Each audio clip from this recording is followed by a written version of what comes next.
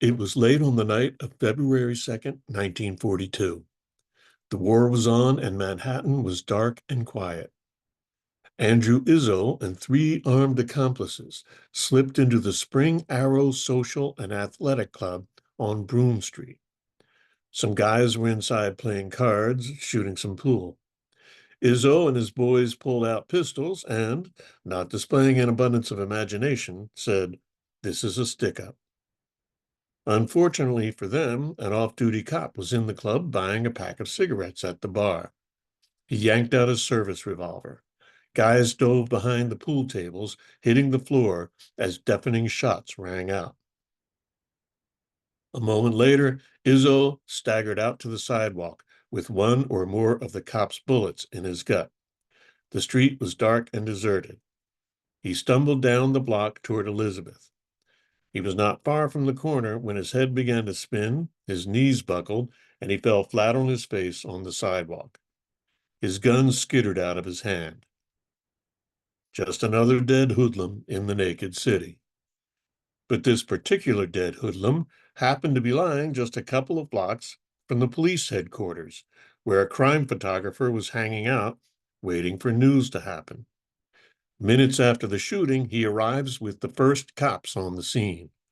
He's a short, frog-faced man with a boxy speed graphic camera dangling from his hand and a cheap cigar, a Robert Burns Panatella, stuck in the corner of his mouth.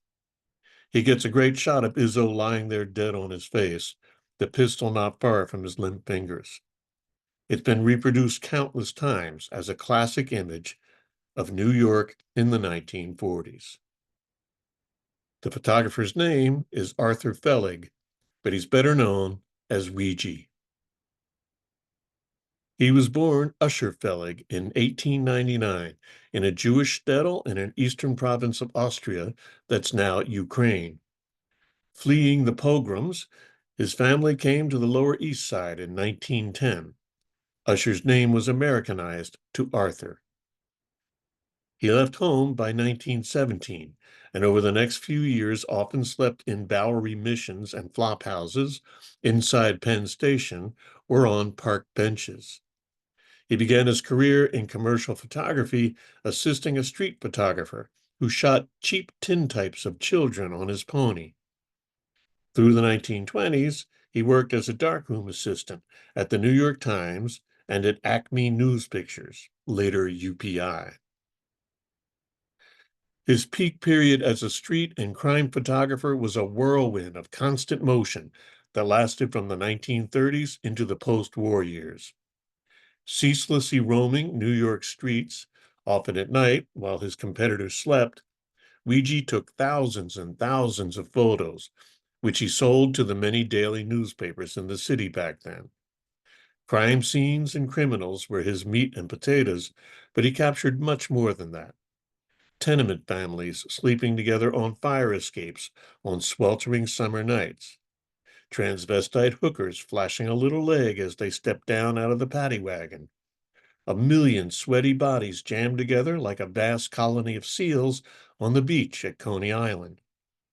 Dazed survivors of apartment house fires, trunks collapsed on early morning sidewalks, summer lightning stabbing at Manhattan's mid-century skyline. Starting in 1934, he lived in a single room over the John Jovino gun shop on Center Marketplace, behind the grand old police headquarters building, today a luxury residential address. In the early mornings, the whole block would be lined with paddy wagons, Weegee called them pie wagons, bringing in the night's arrests for booking and processing. News hounds crowded the sidewalk for the morning perp walk, when cops paraded their handcuffed catch for the cameras. At night, Weegee haunted the lobby of the police building, waiting for something to happen. When it did, he'd rush off to the scene with the cops and was often the first or only photographer there. The easiest kind of a job to cover was a murder, he once explained, pronouncing it moida, because the stiff would be laying on the ground.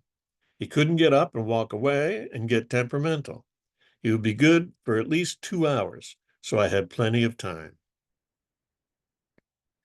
Weegee was an enthusiastic promoter of his own legend, stamping the backs of his photos Weegee the Famous and Weegee, the world's greatest photographer, long before he could credibly claim to be either. Still, he did have an almost clairvoyant knack, which was the source of his nickname, Weegee. Hanging out in the lobby of police headquarters building helped. It also didn't hurt that he installed police and fire department shortwave radios near his bed in his room.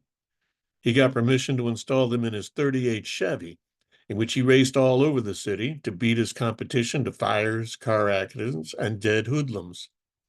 In the trunk, he carried photo equipment, a typewriter for photo captions, clothes, salamis, and a steady supply of those panatellas, of which he smoked as many as 20 a day.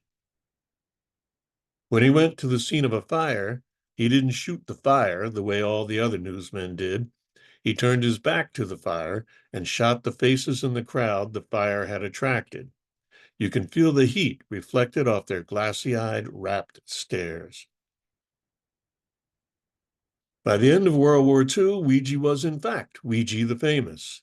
After the publication of his books Naked City in 1945 and Weegee's People, 1947, he was recognized throughout the city and, increasingly, the country.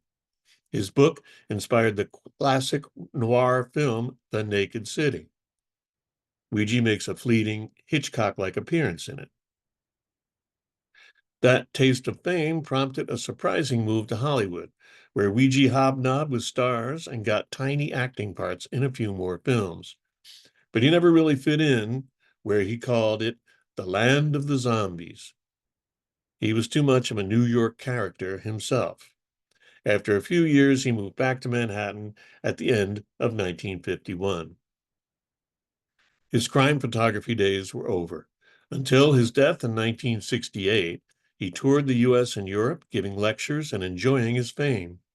On a trip to England, he was invited to visit Stanley Kubrick's set for Dr. Strangelove. Peter Sellers met him and imitated Weegee's voice and accent in his portrayal of Strangelove.